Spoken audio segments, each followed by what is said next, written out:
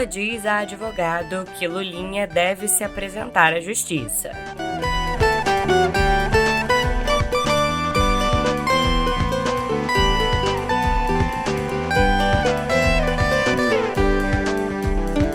STF amplia proteção na Lei Maria da Penha para casos sem vínculo doméstico.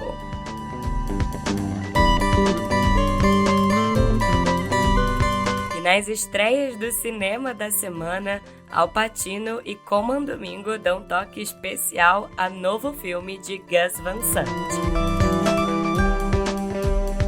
Olá para você, tudo bem por aí? Bom dia, boa tarde ou boa noite. Hoje é quinta-feira, dia 20 de agosto de 2026. Eu sou Yasmin Reston, a sua anfitriã, e olha só quem tem um recado especial para você. O que é que você manda, Christian Lynch? Alô, povo. Aqui quem fala é Christian Lynch. Estou passando para recomendar fortemente o último documentário feito pelo Canal Meio, que se chama A Escolha. A Escolha é um documentário feito para a gente conhecer de perto quem está na disputa para ser presidente do Brasil e para entender também o que está em jogo nessa eleição. Eu fui um dos entrevistados, né? Então eu posso dar um spoiler. Olha, em 1h30 você sai com um retrato completo do país.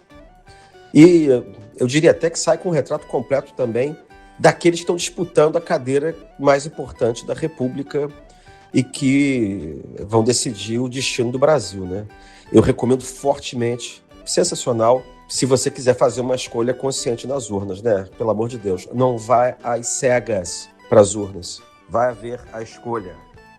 Recado dado, eu vou deixar o link para você se tornar assinante premium do Meio na descrição do episódio. Vamos que eu já tô aqui no estúdio com meu café quentinho sem açúcar, mais do que pronta para te contar tudo que você precisa saber para ficar mais bem informado. Agora, no pé do ouvido. Simbora!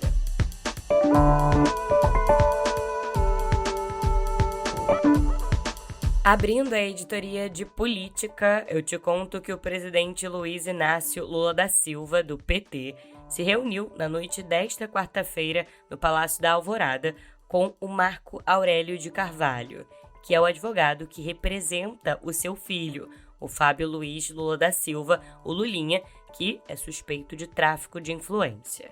O advogado Carvalho afirmou que o encontro tratou de agendas eleitorais do Lula em São Paulo. E o candidato do PT ao governo estadual, o Fernando Haddad, também estava junto. Mas, como conta a jornalista Vera Rosa, que falou ao jornal Estado de São Paulo, o Lula defendeu que o filho se coloque à disposição da justiça para esclarecimentos. Segundo o advogado Carvalho, o presidente em campanha agora para reeleição não quer passar a imagem de que o Lulinha está acima da lei. Apesar desse tom do encontro, o Lula não escondeu a irritação com as novas revelações envolvendo o seu filho mais velho, a lobista Roberta Luxinger, e Marco Aurélio Santana Ribeiro, o Marcola, que é ex-chefe de gabinete de Lula. Segundo assessores, Lula confirma que não tinha conhecimento das relações reveladas pelas investigações e considera que o filho e o ex-auxiliar deverão responder à justiça caso alguma irregularidade seja comprovada. E bom, sabe aquela história de no meio do caminho tinha uma pedra? Pois é, essas investigações envolvendo Lulinha e Marcola recolocaram o recorrente tema da corrupção no caminho da campanha à reeleição de Lula. Nos bastidores, aliados avaliam que as revelações dificultam a estratégia de explorar politicamente as relações de Flávio Bolsonaro, do PL, com Daniel Vorcaro, dono do antigo Banco Master. O cenário mudou com o avanço das investigações sobre Lulinha e Roberta Luxinger. O impacto eleitoral desse caso divide a campanha. Uma ala considera que ficou mais difícil confrontar o Flávio no terreno da corrupção, e outra avalia que as denúncias dificilmente vão afastar eleitores já consolidados de Lula ou do seu adversário. Bom, a preocupação com os impactos eleitorais tem feito a assessoria jurídica da campanha de Lula entrar em campo para tentar conter os vazamentos diários sobre o caso Lulinha, conforme conta o repórter Caio Junqueira, da CNN Brasil. A ideia é cobrar tanto do Ministério da Justiça, ao qual a Polícia Federal responde, e também ao Supremo Tribunal Federal, a lista de agentes que tiveram acesso às informações do caso. As duas instituições, o Ministério da Justiça e o Supremo Tribunal Federal, são vistas como as principais suspeitas de vazamento. E não parou por aí. Novas mensagens obtidas pela Polícia Federal mostram que Roberta Luxinger pretendia obter lucro de 20% em um negócio de cannabis medicinal que ela tentava viabilizar junto ao governo federal em conjunto com Lulinha. Os diálogos também mencionam a participação do advogado Otto Medeiros. Em uma das conversas, a Roberta apresenta o Otto como sócio do Cássio, em referência ao ministro Cássio Nunes Marques, atual presidente do Tribunal Superior Eleitoral. Nunes Marques negou qualquer sociedade com o advogado, mas confirmou sim que os dois são amigos. Essa investigação sobre Lulinha, aliás, acabou se tornando um dos principais pontos de atrito entre o ministro André Mendonça, do STF, e a Polícia Federal. É que o Mendonça determinou em dezembro do ano passado a quebra dos sigilos fiscal, bancário e telemático do Lulinha. A Polícia Federal, no entanto, levou mais de 7 meses para encaminhar ao ministro os dados obtidos. E diante dessa demora, Mendonça determinou que a corporação entregasse diretamente ao seu gabinete os dados brutos das quebras de sigilo.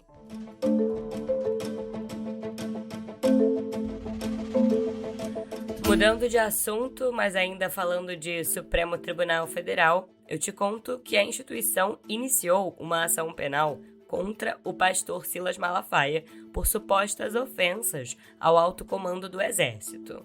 O líder religioso Malafaia, que é réu pelo crime de injúria, entra agora na fase de instrução do processo, que inclui depoimentos e produção de provas. Esse caso envolve declarações feitas por Malafaia durante uma manifestação na Avenida Paulista em abril do ano passado.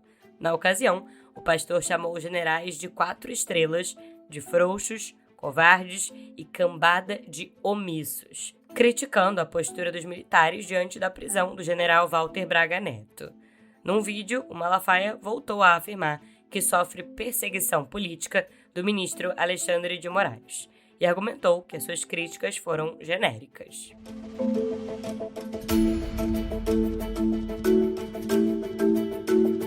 Virando a página, eu te conto que a ex-primeira-dama Michele Bolsonaro divulgou nas suas redes sociais uma espécie de making-off do vídeo que ela gravou com o enteado Flávio Bolsonaro para a campanha presidencial dele.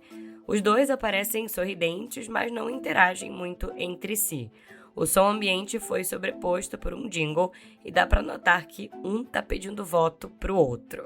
Eu te lembro de que a Michele é candidata ao Senado pelo Distrito Federal. E olha, no evento de lançamento da Bia Kicis, que integra a sua chapa no Distrito Federal, a Michele declarou que nós precisamos equilibrar os poderes.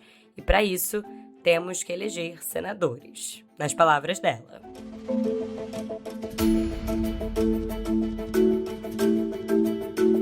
Virando a página, escuta só essa. Uma pesquisa do Instituto Ideia mostra que os baianos estão profundamente divididos sobre quem deve ser o novo governador do estado a partir do ano que vem. O cenário é de forte equilíbrio entre o governador Jerônimo Rodrigues, do PT, que é candidato à reeleição, e o ex-prefeito de Salvador, o ACM Neto, do União Brasil. Nas pesquisas estimuladas, a ACM Neto aparece com 40% das intenções de voto, contra 38% de Jerônimo. E numa simulação de segundo turno, os dois aparecem empatados, com 41% cada. A margem de erro da pesquisa é de 2,5 pontos percentuais.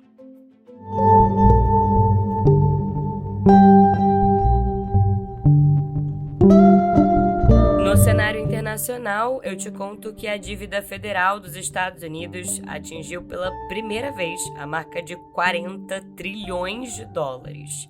Isso segundo dados do Departamento do Tesouro. E isso amplia as preocupações com a trajetória das contas públicas e o aumento dos custos de financiamento do governo norte-americano. O endividamento vem crescendo também em ritmo acelerado.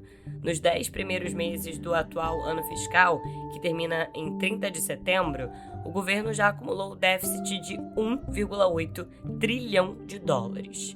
Entre os fatores que pressionam as contas estão o envelhecimento da população e o aumento dos gastos com previdência e cuidados médicos, além de sucessivos pacotes de redução de impostos e expansão de despesas aprovados nas últimas administrações.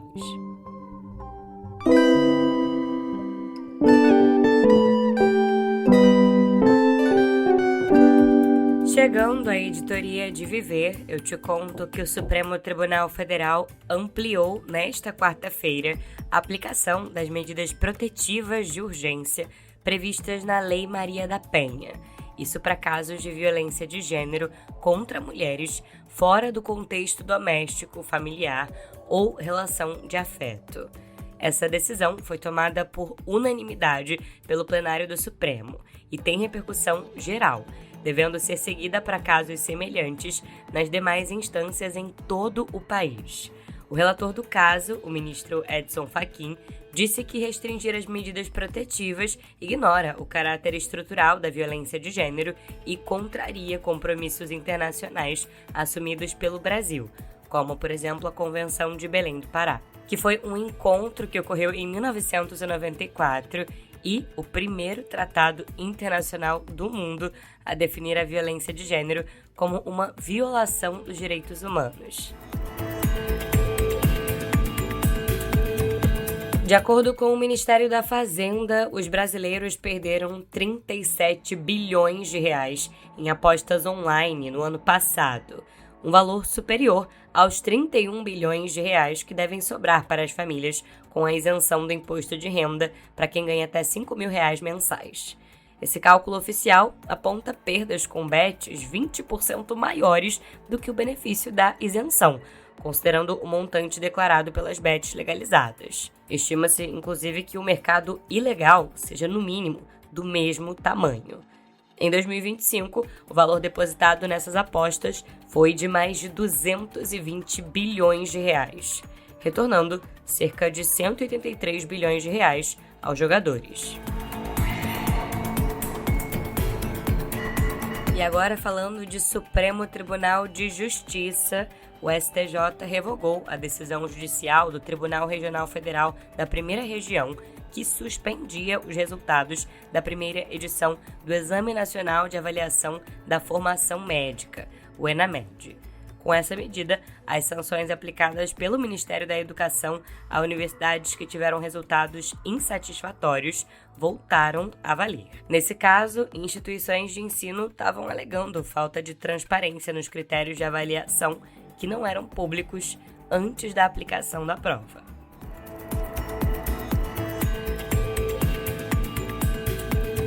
Astrônomos detectaram a estrela mais rápida conhecida na Via Láctea, orbitando o buraco negro supermassivo Sagitário A*, no centro da galáxia. Essa estrela, chamada de S301, viaja a cerca de 25.000 km por segundo, 100 mil vezes mais rápido do que um avião comercial, por exemplo.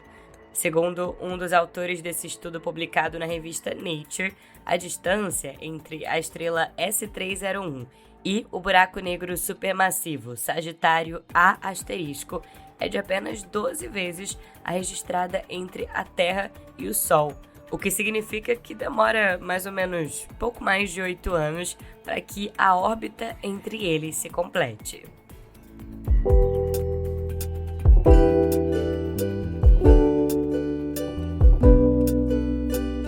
Chegando à editoria de cultura, se é quinta-feira, é dia das estreias do cinema da semana, prepara a pipoca e bora falar das novidades da sétima arte. Começando com uma estreia dramática de tirar o fôlego, o aclamado diretor Gus Van Sant está de volta com Refém por um Fio, um longa que recria um dos crimes mais bizarros da história dos Estados Unidos, que aconteceu em fevereiro de 1977, na cidade de Indianápolis. Um empresário, arruinado, invadiu o escritório de uma companhia hipotecária e fez um executivo refém, usando uma espingarda amarrada ao próprio pescoço por um mecanismo que dispararia caso ele fosse baleado ou morto. Olha, no elenco principal desse filme, a gente tem nomes fantásticos, como Bill Skarsgård, Al Pacino, Colman Domingo e Dacre Montgomery. O roteiro foi escrito por Austin Colodny, que trabalhou em parceria estreita com os documentaristas Alan Berry e Mark Enochs. Eles realizaram uma pesquisa histórica profunda sobre o crime real e atuaram como consultores para garantir a fidelidade dos fatos nas telas. This is a dead man's wire. If anybody yanks on me or yanks on that gun, he'll die. Listen, Tony, you've made your point. I want a formal apology from Meridian Mortgage. I want financial compensation for all the money I would have had. And I want to walk out of here a free man. You want some milk? Sure thing, Tony. You like ice in your milk? No ice, Tony. Good, because I don't remember if I filled the train this morning was a whirlwind. Agora, se você quer dar boas risadas e entrar num clima mais leve, a novidade é a comédia romântica Só por uma Noite. Esse filme é comandado por Will Gluck, um diretor que é conhecido por sucessos que definiram o gênero, como Todos Menos Você ou A Mentira, e a premissa desse filme, o Só por uma Noite, é muito bacana. Imagina uma realidade em que o sexo antes do casamento é estritamente proibido por lei, exceto por um único dia no ano em que os solteiros podem liberar os seus desejos sem punições. E é exatamente nessa noite caótica em Nova York que Owen, vivido por Callum Turner, e Ali, vivida pela Mônica Bárbaro, se conhecem e começam a flertar. A química entre o casal é altíssima, mas se você está esperando cenas muito picantes por conta da premissa, você pode se surpreender, tá? O diretor ele fez questão de tirar a maioria das cenas de nudez, para deixar que o público mergulhasse de cabeça no romance e no desenvolvimento emocional dos personagens. Huh? I'm hungry. Huh? So hungry. We're closed. I know the owner. This is the best pizza I've ever had. I think it's better than sex. I can't remember. What's your favorite part? Extra cheese. Of sex? The build up. That's just a typical lady answer. What's yours? Boobs? Cowgirl? Like to jackhammer? Para encerrar o nosso giro, os fãs de terror têm um encontro imperdível. Chega aos cinemas Sobrenatural Agora Entre Nós, que expande a aclamada franquia dos anos 2010, criada por Leigh Whannell e James Wan, os mesmos criadores de Jogos Mortais, lembra? Esse filme, dirigido por Jacob Chase, traz a história de Gemma, interpretada pela Amelia Eve, que retorna à sua antiga casa de infância para criar a própria filha. Mas tudo muda quando a Gemma descobre que tem a assustadora habilidade de viajar ao mundo dos mortos e trazer o que ela encontra por lá de volta ao plano físico. Como se o perigo espiritual já não bastasse, ela também precisa enfrentar uma invasão de criminosos reais no seu próprio bairro. É tensão física e sobrenatural, tudo ao mesmo tempo. What is this, please? Gemma, listen to me. You can do something I didn't know was possible. You can bring demons back from the further to the human world permanently. How do I stop this? You're not alone in here. Sleep.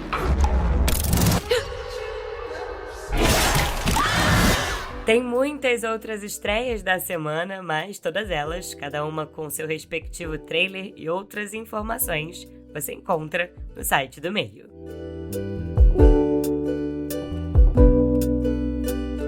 Seguindo na editoria de cultura, eu te conto que o Prêmio Sesc de Literatura divulgou nesta quarta-feira os vencedores da sua edição de 2026, que bateu recorde de inscrições com mais de 2.900 obras.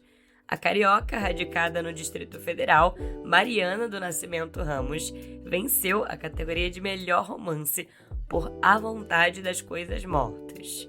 O paraibano Anacan Agra teve o melhor livro de contos, com o nome A Replicação do Sangue, enquanto o alagoano Guilherme de Miranda Ramos levou o prêmio de melhor livro de poesia, com o nome de Geografia do Desconforto. Os ganhadores vão ter os seus livros publicados pela editora Senac Rio e vão receber R$30 mil cada.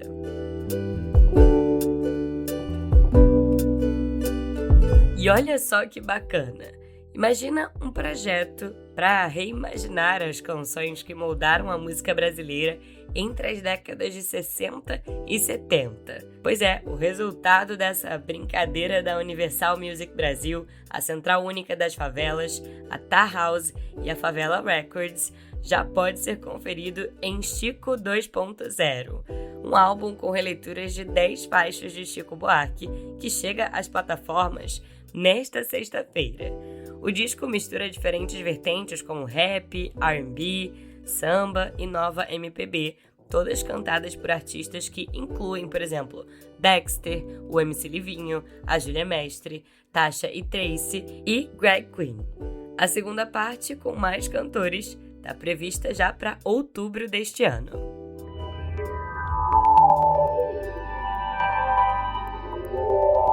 Abrindo a editoria de Cotidiano Digital, eu te conto que o Tribunal Federal de Oakland, na Califórnia, começou a julgar nesta semana uma ação movida por uma coalizão de estados norte-americanos contra a Meta, que está sendo acusada de projetar as suas plataformas para viciar usuários jovens e ainda coletar ilegalmente dados de menores de 13 anos. O ex-diretor de engenharia da Meta, o Arturo Bejar, foi a primeira testemunha a depor nesta quarta-feira. E ele afirmou que o CEO Mark Zuckerberg foi responsável por uma cultura corporativa que priorizava engajamento e lucro em detrimento da segurança infantil. A Meta nega essas alegações. E o julgamento deve durar 6 semanas e Zuckerberg deve prestar depoimento nesse período.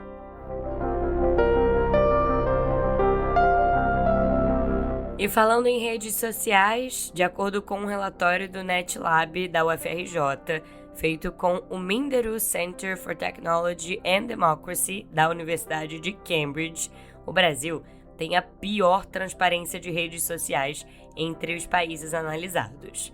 O estudo comparou 15 plataformas no Brasil, na União Europeia e no Reino Unido. E por aqui, a transparência da Meta em relação a dados de conteúdo foi avaliada como insignificante pelo estudo.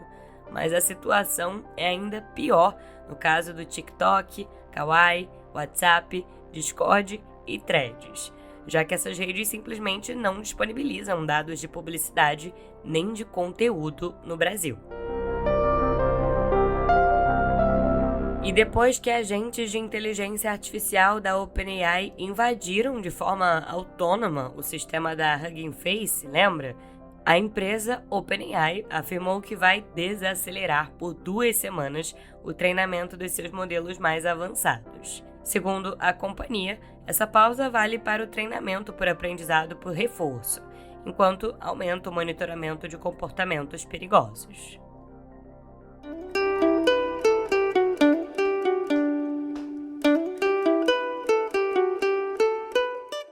E vamos chegando ao final de mais um episódio. Queria agradecer e muito pela sua companhia e preciso agradecer também aos colegas aqui da redação do Meio que fazem esse podcast ser o seu melhor companheiro diário de notícias. Adriana Oliveira, Caio Melo e Ian Boechat.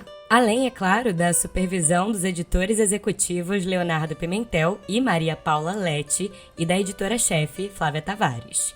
Eu assino a apresentação, redação e edição desse podcast e estou disponível lá no Instagram, no @yasminrestum, pra gente trocar ideia e para você enviar também a sua sugestão de música para encerrarmos juntos os episódios aqui no Pé do Ouvido. Eu demoro um pouquinho para responder, mas eu respondo. E em áudio, viu? Pra gente se despedir enquanto não lança o projeto Chico 2.0, com releituras das músicas de Chico Buarque, vamos então com uma das artistas convidadas para esse projeto, Júlia Mestre, performando a sua música autoral, Sou Fera. Por debaixo da pele sou loba, sou fera. Olhar